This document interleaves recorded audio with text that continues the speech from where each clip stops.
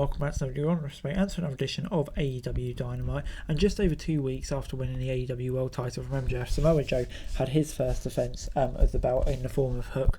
In addition to this, the TNT title was also on the line as Dustin Rhodes challenged Christian Cage in our own main event, and we also had an ROH 6-man match as well. So let's get straight into the TNT title match. It opened with a video package hyping Joe versus Hook before Justin Roberts introduced Cage. Nick Wayne and Killswitch were at ringside while Rhodes was all by his own. So the Natural was at a disadvantage before Aubrey called for the bell. Cage was firmly in control until the fight spilled out of the ring, where Rhodes slammed his head into the announce table and threw him into the steel steps. It was a competitive back and forth contest between two veterans. Cage is rarely the young competitor in the ring these days, but Rhodes came in this one with more experience. This bout was well paced and made both stars look good in different ways. The TNT champ connected with a spear followed by a kill switch, but the Natural kicked out. It took a second kill switch to finally put him away.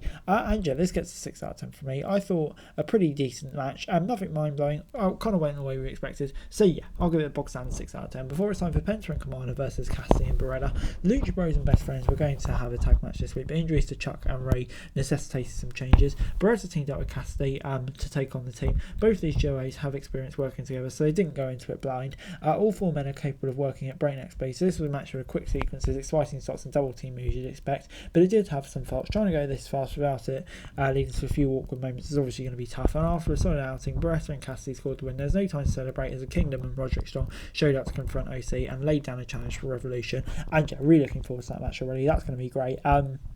I thought this match, like I say, it was really fun, fast paced, and a good promo segment afterwards. So yeah, on the whole, really enjoyed it. 7 out of 10. Before it's time for the Mogul Embassy versus Bullet Club Gold for the ROH 6-man tag titles. But before that, Mark Briscoe paid tribute to brother Jay on the anniversary of his death and brought out his nieces who were in the same car accident and recovered from their injuries. It was hard for anyone not to have something in their eyes seeing this. Brilliant stuff. Nick and Matt Jackson then gave an interview with Renee Paquette. They demanded to be called Nicholas and Matthew Jackson from now on. An interesting little promo, interesting new character for the Young Bucks. I'm intrigued to see where it will go with Sting and Darby ahead of their last match.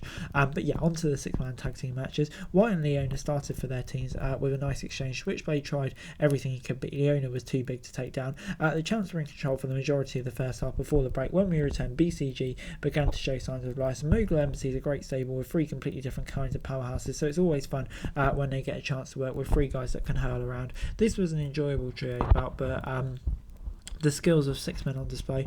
What a little help from Anthony Bowens to combat Prince Nana's interference. White was able to pin Khan to claim the ROH 6-man titles for Bullet Club Gold.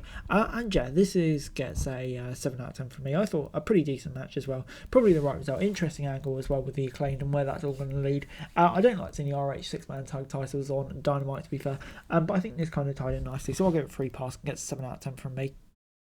We then got Anna Jay facing Deonna Purrazzo, Tony Storm was on commentary with Luther and Mariah May stood nearby. Purrazzo came into this one with a lot more experience than Jay, so not only overpowered her, but was also playing the role of veteran and to a younger star in this match. After a decent exchange, the Virtuosa scored the win and gave an interview with Paquette afterwards. She addressed Storm directly and said she was not the same Tony she had known for years. Storm got on top of Luther's shoulder and beat Purrazzo before being carried away. All of this stuff was really good. The match was fine. Just building up Purrazzo. The timeless Tony's character, I think, continues to be brilliant. And yeah, Deonna, for a first storyline in AEW, I think it's going really well. Be interested to see what way she plays. But yeah, I really enjoyed all the post-match stuff as well.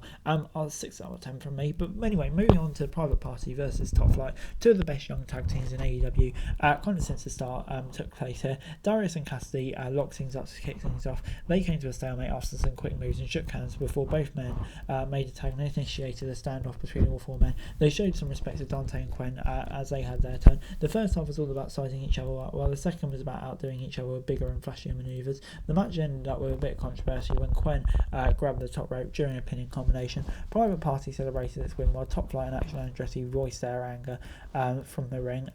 This gets a 6 out of 10 from me. A decent match, Private Party getting a win.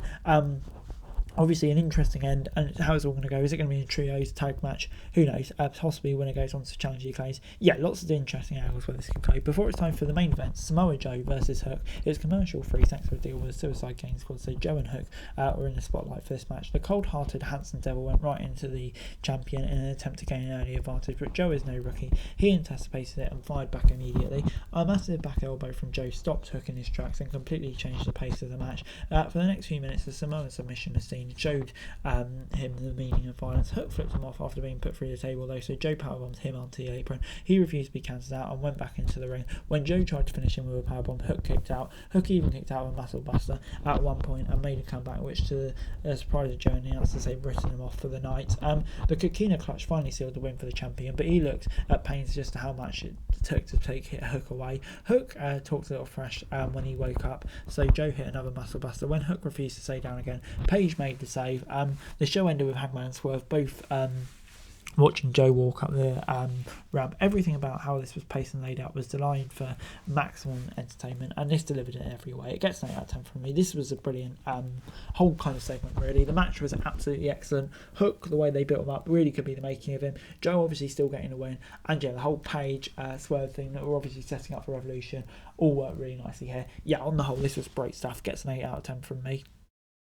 Overall, AEW Dynamite gets a 7 out of 10 from me. Yeah, a really good episode of Dynamite for me this week.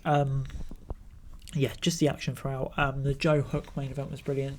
New champs on there was an interesting one as well. And yeah, I think some of the storyline we're doing, like Tony Storm, etc., was really entertaining as well. So yeah, on the whole, I really found it really enjoyable. Guys, that's it for this video. Thanks very much for watching. Remember to like, share, subscribe. Follow us on our socials, link in the description below for daily wrestling news, meme and content. Subscribe to our other channels on screen right now. That'd be greatly appreciated. Thanks very much for watching. Peace out.